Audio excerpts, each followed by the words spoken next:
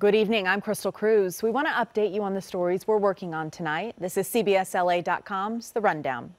Two deadly crashes in less than 24 hours at a small airport in Verne.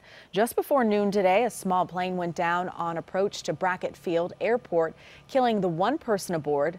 Last night, a small plane missed the runway as the pilot was practicing approaches and crashed into a nearby plant nursery. A man on board was killed and a woman on board was injured. And the Vegas Strip will go dark tonight to remember the victims 1 year after the worst mass shooting in modern U.S. history. 58 people were shot to death, 413 wounded, and nearly 500 more injured as they escaped. Investigators still have not been able to determine what motivated 60-year-old Stephen Paddock to open fire on the Route 91 Music Festival before killing himself. The White House has authorized the FBI to expand its background investigation into Supreme Court nominee Brett Kavanaugh to include anyone it deems necessary. The FBI has spoken to Kavanaugh's friend Mark Judge, who Christine Blasey Ford alleges was in the room when Kavanaugh sexually assaulted her. Another former classmate says Kavanaugh hasn't been truthful about the extent of his drinking in college. Jansen, here's the 0-2.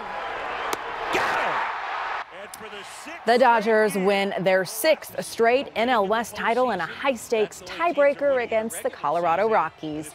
Home runs from Cody Bellinger and Max Muncy helped the boys in blue power past the Colorado Rockies.